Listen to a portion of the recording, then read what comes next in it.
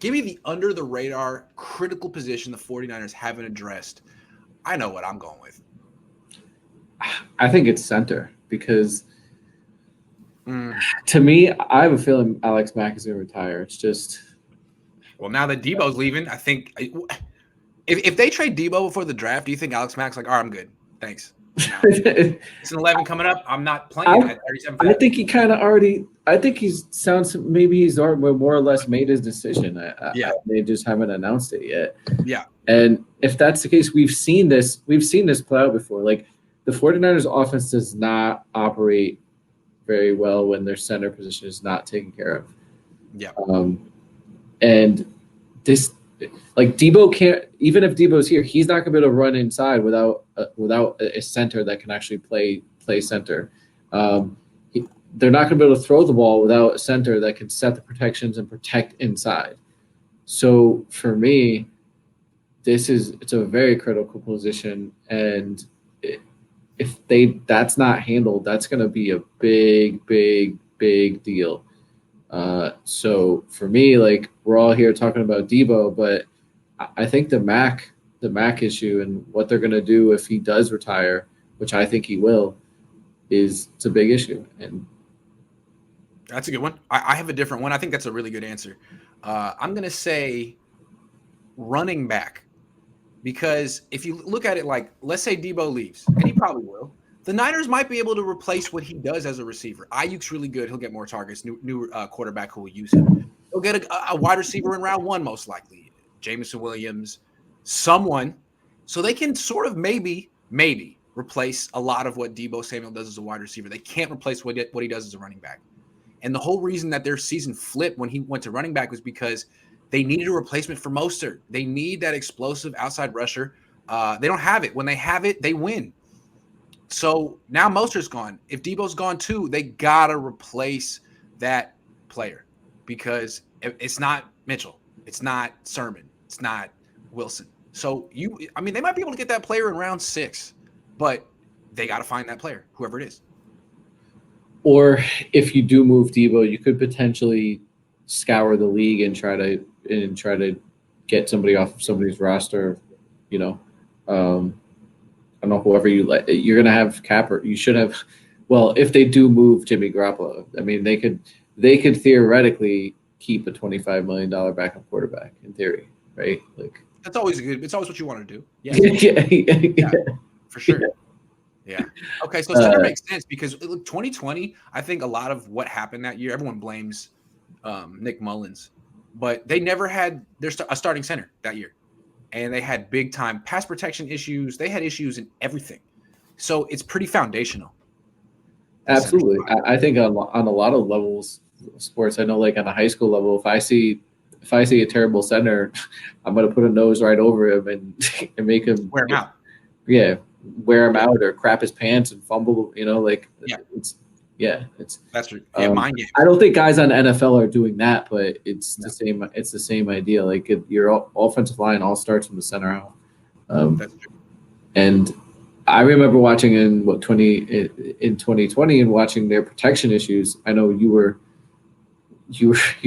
bringing them up. Yeah. And a lot of them were mental issues, things that a center that knows what he's doing can solve by setting the correct protection. I love it. I just want to say though, and like running back never gets any credit in today's NFL. The scheme gets credit, the offensive line gets credit, but the running back, they're a dime a dozen. Fine. Maybe they are. Maybe you can find them late in the draft, whatever. When you get one and he's really good, it changes everything. When the Niners went to the Super Bowl 2 years ago, Mostert was hot. I mean, he wasn't starting, but he was giving them huge plays. He gave them 10, 12 carries a game. He was giving them huge plays and touchdowns. Just like Deebo last year. When they have that particular player in their backfield, they don't even have to give him the ball a lot. He's like the backup running back. He's the change of pace guy, and he's explosive. And when he's good, the Niners win. So Kyle, like you can find these running backs, Bobby Turner, find him. You need him. And if Deebo could have done this last year, you would have missed the playoffs. So that's a big one. I'm not saying they have to draft a running back in round 2. I'm not. But whoever the hell they draft has to be super explosive. if they do trade Deebo, I think they could afford to spend a higher pick on a running back, probably, if depending on what the return is. But more than likely they could afford to do that. I, I think I was thinking about that as well. Like they have to replace Deebo's his explosiveness running the football, and they might be able to do it in, like I said, they could maybe trade for. I know people were out there bring up like trade for Saquon Barkley. Do it, I don't know what his cap hit is, so off the top of my head, and that wouldn't necessarily be ideal if you have to pay him like a monster contract. But if he was like at the end, if he had like 2 years left on a contract, and by the means of the trade, like the Giants would have to eat the majority of the cap or something like that, then that wouldn't necessarily be terrible. I was trying to think of backs around the league where like a relatively younger back you could probably pick up. I have his name right now, and I know what Kyle's going to say. Kyle's going to be like, we have that guy already. What are you talking about? That's the one offensive player I signed this offseason. Ray. What are you talking about? Why do you think we signed Ray? To do that? All right, dude. If you say so. He runs a 4.53. Okay. And he doesn't play running back. But I'm telling you, man, it's going to be Ray. They're going to be like, we're good. We got it. Ray, Ayuk. That's basically Deebo Samuel. Sermon. Yeah. Scotty says Jets are so desperate for a high-end wide receiver. They're just so desperate. And you could have just ended it after the E in desperate. I feel bad for Robert Saleh because, like, you only get 2 years on the Jets, really. If you suck for 2 years, it's over. You don't get that third. You don't get the Matt Rule courtesy third year. You don't get that courtesy third. It's over. Over. The Jets, I don't know. They are looking for a weapon. They might trade for Deebo, but they're also the thing about it too, and maybe it is in their best interest to give one of those picks up for Deebo, because this isn't an actually necessarily great draft. Like, so that those picks, the top 10 pick isn't necessarily valuable as. If I were the Jets, I would trade 2 second-round picks for Jimmy Garoppolo just for his leadership. You can't quantify that. How many picks is Jimmy Garoppolo's leadership worth? At least 2 seconds. Yeah, Grant. I was thinking about this. The Jets are missing. You know how everybody wants to include Jimmy Garoppolo in the trade or whatever.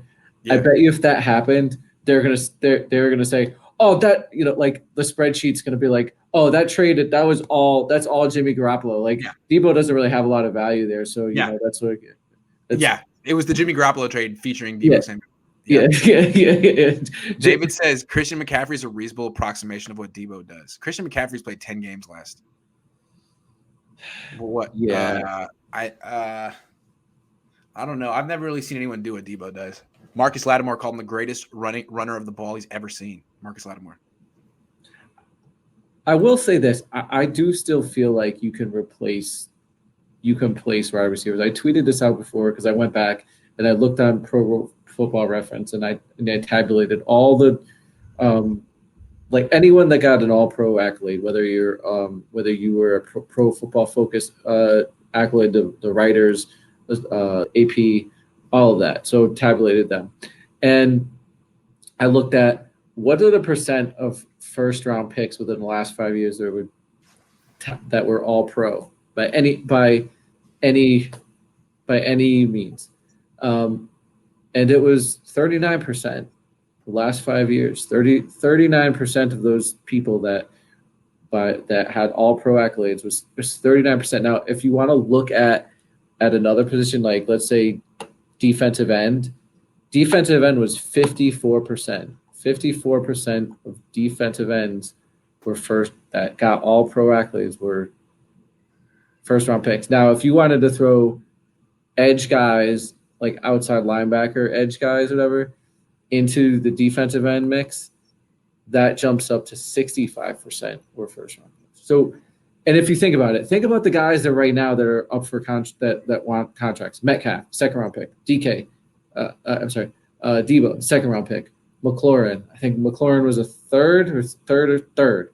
AJ Brown, second. Like, these guys can be found in the draft. So I know we all love Deebo, and Deebo's great, but you can get him. you can find these guys and probably more so than other positions. I'd have to look. Maybe like I know other positions like guard you find later in the draft, but when you talk about these positions like tackles and defensive ends, like those are the ones where you really got to get in the first round. But wide receiver you can find late.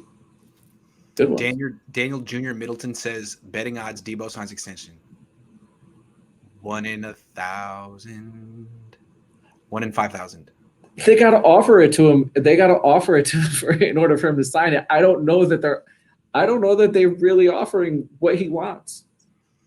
He hasn't got an offer. Scotty says Deebo for New York Jets 4th and draft the sauce. Not going to happen. No, they're not going to get your dreams. No Giovanni way. Miller says, "Do you think we can make the playoffs?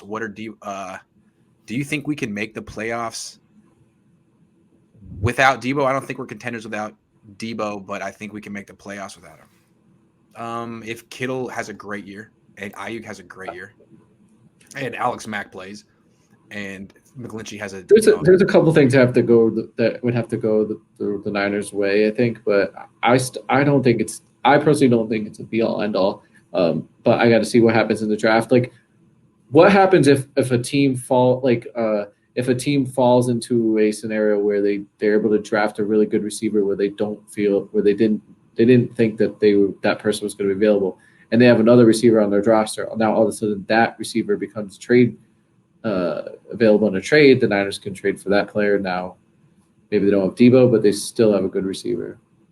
Angelic Ambition says pick 5 and Squan for Deebo and 93 thoughts. Never going to happen. Pick 5. It's not going to happen. No, they're not going to. They're not going to get that. MD 2020 says they'll trade Deebo for first-round pick, get BA help with Lance's buddy Christian Watson. I ain't mad at it. Better for Trey to have that cohesiveness. I think the whole Christian Watson thing is a mistake. I'm sorry. I mean, I'm just saying, like, just because they went to the same school, like, I don't do that. I think that's a bad reason. No. Gregory says Deebo lost me with his trade ask. Niners always lowball in the beginning, but you got to keep talking. Did he not see Kittle in Warner negotiations? Bad situation.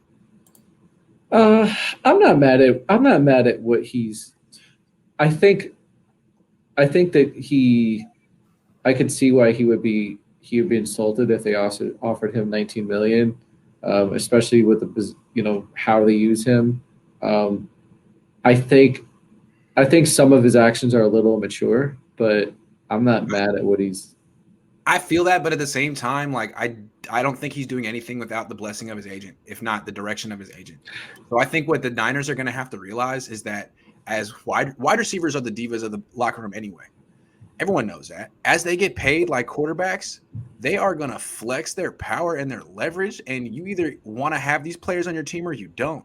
So if it's not Deebo, it's going to be someone else, and then it might be Brandon Ayuk next year. Eventually, you're going to have to give a guy a lot of money and treat him like he's the most special person in the world and not lowball him like that. You're going to have to change how you do business eventually. Well, for someone. You know what really solves this situation really is like get the quarterback right. Because when you get the quarterback right, what happens is you can apply what I was just talking about, which is since receivers, you can find them late, keep drafting them, and you do what like the Steelers and Green Bay do and all these other teams that have quarterbacks is you start drafting these guys, you turn them around, and then you let them walk or you trade them or whatever, and then you just bring up the next guy. Do you know, like, the Steelers have Chase Claypool in, I think, Deontay Johnson, who is another 1,000-yard receiver. They just keep churning him out. Now, they don't have Roethlisberger there anymore, but they always just keep drafting receivers. Green Bay, I know the Niners don't have that history, man. They don't have that history. They're A.J. Jenkins, Rashawn Woods. I mean, they've had some wild Dante Pettis. I mean, that's the Niners. Okay? Right, but that's the Niners, but I'm going to say that wasn't the current iteration. Same scouting staff. That wasn't the current iteration of their GM, and so I'm not gonna dock them for their past incompetency at that position.